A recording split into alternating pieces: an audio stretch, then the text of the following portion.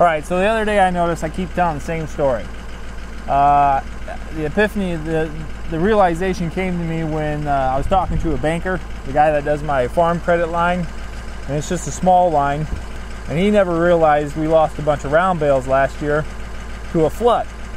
And he was wondering, he's like, wow, the 1,500 pound bales, they float away? And I was like, yes they do, dang, yes they do float away. And so I gave him this real long story about how it happened and where it happened. And I thought to myself, I told the story enough times that might make a decent video, and it'll explain kind of why I'm doing a YouTube channel now. So I'm going to take Maisie the dog, we're going to hop in the truck, and then we're going to go out to the field, and I'll show you where our round bales are at now. So come on Maisie, let's go. Up. Let's see if I'm going to move my camera. Do I see you? There you are. There you are. I see you. I see you. Where's my seatbelt? There we go. It's kind of a gloomy day. But you know who's happy? Maisie. Maisie's happy. Maisie's a real happy dog. She gets to go for a car ride. Check it out. That's my new rake. A Tenuti RCS 10. 10-wheel rake. 975 bucks. I was really happy with that find so far. There's a manufacturing plant that gets out at about 4, and it shuts down the whole town.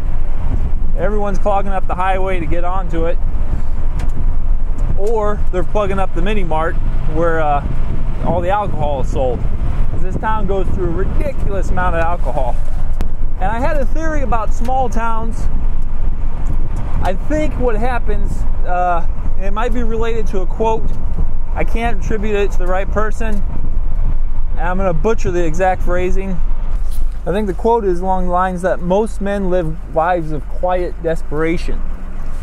And I think what happens in small towns is a lot of guys, they find a decent manufacturing job or a decent living, something that'll pay the bills, and it'll be comfortable. Not exactly exciting, but comfortable. And you wonder how many of them have moments where they have too much metacognition. They might be thinking too much about their lives and their choices, and it might dawn on them that they've sacrificed some hopes, or they've sacrificed some ambitions, or maybe there's a chance they could have taken or should have taken or wish they could have taken. And I imagine that would lead to some depression or regret. Maybe not depression. Depression's kind of a strong clinical term, but maybe it'll lead to some sort of regret. And alcohol must be a really good way of drowning it out. Some guys just drink, they'll buy just massive amounts of just cheap alcohol. It's like, I just want to get drunk. It's like, well, that'll do it. I don't know why you need to get drunk. I don't know what you're wanting to get drunk for. Like, they get drunk on a weekday. Who does that? Oh man, Maisie's getting all excited. Maisie's all thrilled. She's like, oh my gosh, we're doing this. Oh my gosh, we're doing this. Oh, it's wide open spaces. So many smells. So many smells. Oh, and bumps too. Ugh. I never know how to feel about this. Early in the season yet.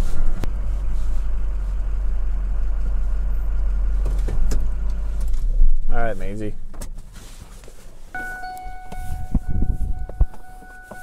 Let's go check this shit out. All right.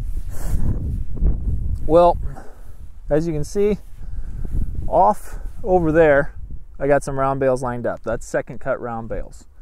Those were all dusty from the flood that came in here earlier. Way out in the distance, there's a few bales out there, maybe about 10 or 12. When we did this first cut almost a year ago, because this grass is just coming in now, it's spring. But a year ago, all this had about like 90 some bales or more. There was a whole bunch of round bales scattered all over the field, and there was really great looking grass too. We had a flood, and what happened was, you can tell we're kind of in the low ground down here, but to give you an idea, there's a creek over there to where all those trees are at, and then there it goes down this way, and it goes off to that elevator leg. But all this is kind of high ground fields, and when the rain comes in, it gets over there, it all washes down here. A little bit of rain's not a problem. Weatherman called for like a quarter to a half inch. It's not a big deal for round bales at all. That's fine. 1/2 inch turned into like 6 or 7 inches, which I guess, whatever. There's a reason he gets paid 3 times as much as I do, doing my job as garbage man. Like I said, it will. Over there is the high ground where all the rain hit and came washing over. And where I'm standing was where we had a bunch of round bales. Once the water came in behind me, it went all the way down to those trees, into the creek, which I'll show you. I think we just found dinosaur tracks, Maisie. Did you find dinosaur tracks? Are those dinosaur tracks? What is that? Maisie, what is that? I got as far as the tree grove. You can see behind me where the truck's at, where we walked from. And whenever I do this, I always see grass or weeds I don't like, and it makes me nervous for the start of the season. So it's been one of those days where I'm always anxious. Over here, I'll start to show you where the round bales went. There's one. There's a few more. And I'm walking on probably 2 or 3 feet worth of corn stalks. All this came in from the fields far away. All these corn stalks, those tree limbs, those round bales down there. Yeah, I said there's a tree limb there. This corn stalks, all way out there. All those fields. So there's enough water to come down that hill, bring all the topsoil, bring all the corn stalks off the field, and then pick up the round bales themselves and bring them down to this ditch across this 50-acre field. And you can see that fence line right there. Look how it's covered with corn stalks. Yeah, it's corn stalks got deposited on this fence line. That's how high the water was. Keep in mind, all this hay that's down here, we would have sold. We had people to buy it. So we lose the money that we put in putting it up. So all the man hours, all the fuel, all the twine, your costs, production costs lost, plus the lost value of the hay, which I think we could have got 40 to 50 bucks a bale, 90 bales lost or so. And that's like spending money. That's money I was using for just living. My wife's been stay at home. So that's changing too. And yeah, here's some more. Look at this. Flat as a pancake. That was a 1,500 pound bale. When they're soaked up all the water, it was probably 3,000 pounds. And then they just deflate. Maisie's loving this though. Look at this. She gets a sniff. Who is it, Maisie? What is it? She doesn't know. She doesn't know. Walking on this stuff, it's like walking on sand. There's just so much of it, so much dirt, just loose soil.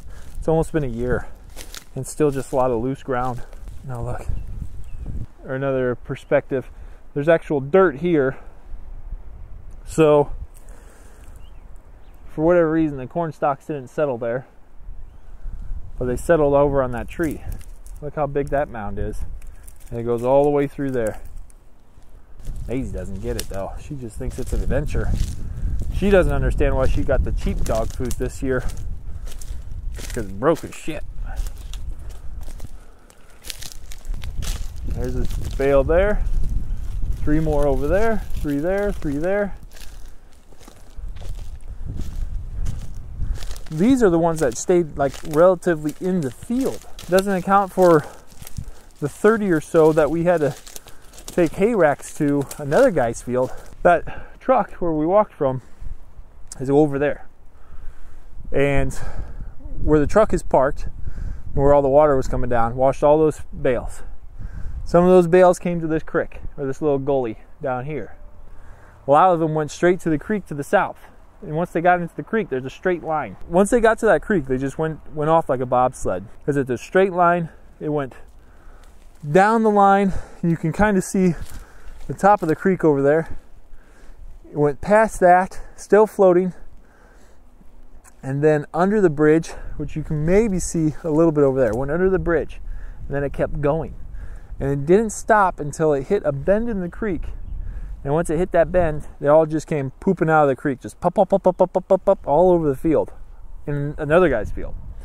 So we had to go to that field on the other side of the highway, put them all on hay racks, bring them back. And that almost broke our loader. It broke one of our racks because, well, there's a lot of water weight. 1,500 pound bale is not a big deal, but it's loaded with water. Now you're talking 3,000 pounds, and all of a sudden your stringers in the hay rack start breaking. So that's broke too. Oh, here's another bale. There's a few more bales. There's another bale. Bunch of broken shit. This carnage. Bales over there, bales over there. More corn stalks, and the corn stalks buried a bale. We're getting close to the highway. I have a photo where one of the bales almost went up over the highway and would have been deposited there, but it just barely crested the ditch, or almost came out of the ditch. And another thing to consider, look at this. So it goes down this bend here. You got this deep creek here. Then you got this little incline. The water came above this and it washed over this field. I thought this would be a fun video to make, but now it's just depressing. We've had a couple days where it's 70s, 60s, real nice and sunny. Now we got this gloomy bullshit. Hey, good news is my phone just told me I made my target goal for steps to take today. So there's a win.